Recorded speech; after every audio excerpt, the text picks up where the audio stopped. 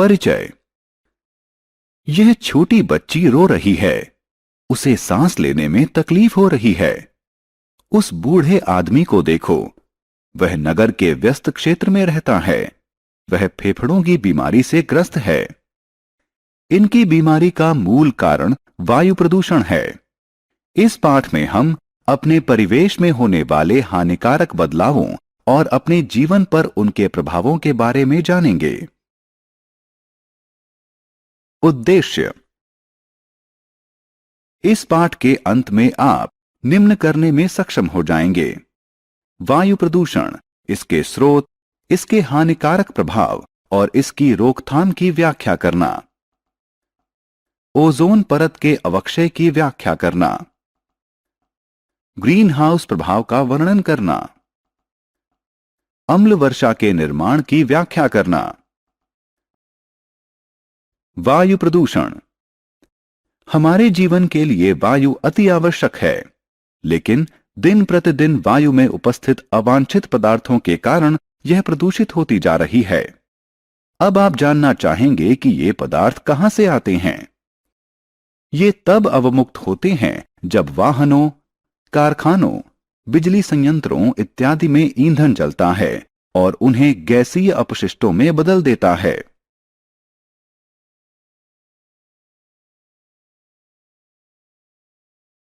वायु प्रदूषक और उनके स्रोत। कौन से पदार्थ वायु को प्रदूषित करते हैं? Carbon dioxide, sulphur dioxide, nitrogen oxide और कार्बन मोनोऑक्साइड जैसी विषैली गैसें। ये गैसें प्रायः ट्रक व बस जैसे वाहनों के इंजनों से अवमुक्त होती हैं। कभी कभी वे प्राकृतिक स्रोतों जैसे जंगल में लगी आग या ज्वालामुखीय विस्फोट से उठने वाले धुएं और धूल से निकलती हैं। ये गैसें स्वस्थ व्यक्ति को बीमार तथा बीमार व्यक्ति को और गंभीर बना सकती हैं। ये आपकी आंखों व गले को प्रभावित करती हैं।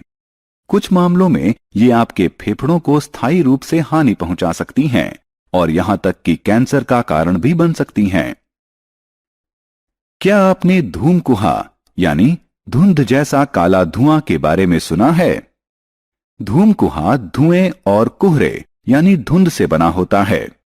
धुआं सामान्य रूप से नाइट्रोजन के ऑक्साइड तथा अन्य वायु प्रदूषकों से बना होता है। धूमकुहा के कारण बच्चों में अस्थमा, खांसी और तेज सांस चलने जैसी श्वसन संबंधी समस्याएं हो जाती हैं। ओजोन परत का अवक्षय। आइए ओजोन परत के बारे में जानें।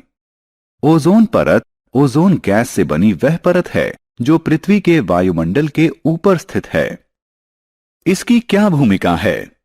यह सूरज की हानिकारक पराबैंगनी किरणों से हमारी रक्षा करती है। एयर कंडीशनर, रेफ्रिजरेटर और अग्निशामक यंत्र वायुमंडल में क्लोरोफ्लोरोकार्बन अवमुक्त करते हैं और ओजोन परत में छेद करते हैं। CFC एक अन्य प्रकार के वायु प्रदूषक हैं। हम ओजोन परत के होल में कमी करने हेतु क्या कर सकते हैं? हमें ओजोन परत को अवक्षय से रोकने के लिए CFC की तुलना में कम हानिकारक पदार्थों का इस्तेमाल करना चाहिए।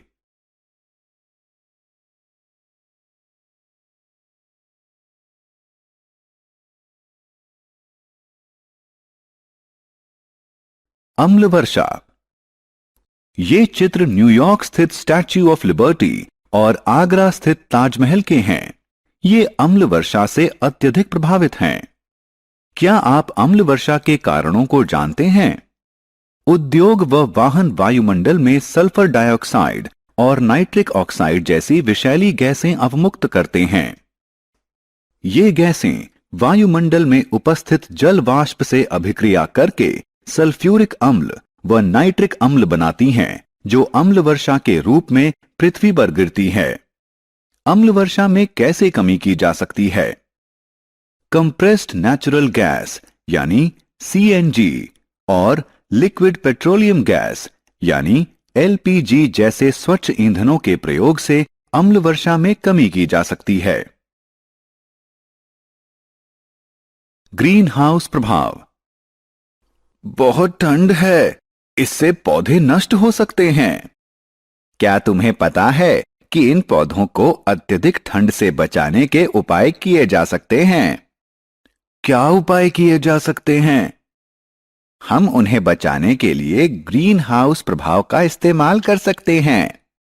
ग्रीन हाउस प्रभाव? वह क्या होता है? इस घर को देखें। उसमें अनेक कांच पट्ट यानी कांच की खिड़कियों जैसी आकृतियां हैं। इसे ग्रीन हाउस कहा जाता है। जब सूर्य की किरणें इस घर पर पड़ती हैं, भीतर की वायु को गर्म कर देती हैं। यह गर्म वायु भीतर के तापमान को पर्याप्त गर्म कर देती हैं और पौधों के उगने के लिए वातावरण को आर्द्र कर देती हैं। इसी प्रकार वायुमंडल में उपस्थित कार्बन डाइऑक्साइड, मीथेन और नाइट्रस ऑक्साइड जैसी गैसें कांचपट्ट जैसा कार्य करती हैं। जब धूप का विकिरण हमारे वायुमंडल पर पहुंचता है तो कुछ किरणें परावर्तित होकर अंतरिक्ष में वापस चली जाती हैं और कुछ किरणें ग्रीन हाउस गैसों में प्रगहित कर ली जाती हैं, जिसके कारण पृथ्वी के वायुमंडल के तापमान में वृद्धि होती है। Global warming. ग्लोबल वार्मिंग का तात्पर्य है कि पृथ्वी के तापमान में वृद्धि हो रही है। वैज्ञानिकों का मानना है कि आने वाले वर्षों में पृथ्वी के तापमान में और वृद्धि की संभावना है। वैज्ञानिक कहते हैं कि कार्बन डाइऑक्साइड जैसी ग्रीन हाउस गैसें धूप की ऊष्मा को प्रगहित कर लेती हैं और पृथ्वी के वायुमंडल के तापमान में वृद्धि करती हैं। क्या आप पृथ्वी के वायुमंडल के तापमान में वृद्धि के परिणामों के बारे में कल्पना कर सकते हैं? इससे ध्रुवों की बर्फ पिघल जाएगी, जिसके कारण समुद्रों के जल स्तर में बढ़ोतरी हो जाएगी और निचले क्षेत्रों में बाढ़ आ जाएगी। यह स्थिति वहां रहने वाले लोगों, जीव जंतुओं और वनस्पतियों के लिए भयंकर रूप से हानिकारक हो सकती है। वायु प्रदूषण की रोकथाम के लिए क्या किया जाना चाहिए? छात्रों, क्या आप बता सकते हैं कि हमें वायु प्रदूषण में कमी करने के लिए क्या करना चाहिए? वायु प्रदूषण रोकने के अनेक उपाय हैं जिन्हें हम अपना सकते हैं।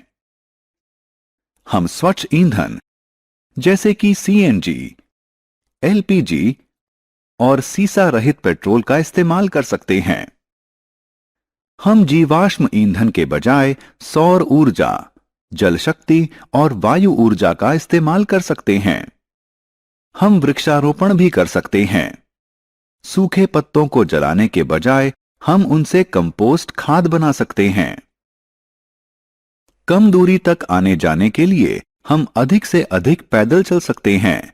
मोटरसाइकिलों के स्थान पर साइकिलें इस्तेमाल कर सकते हैं तथा लोक परिवहन के साधनों का इस्तेमाल कर सकते हैं।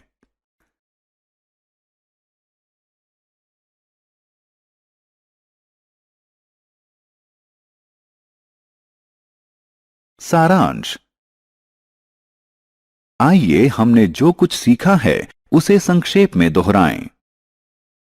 अवांछित पदार्थों द्वारा वायु का दूषित हो जाना ही वायु प्रदूषण कहलाता है।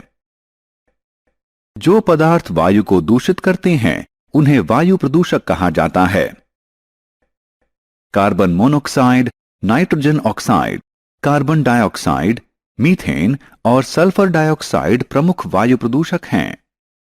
ग्लोबल वार्मिंग का कारण कार्बन डाइऑक्साइड जैसी ग्रीन हाउस गैसों के स्तर में बढ़ोतरी है।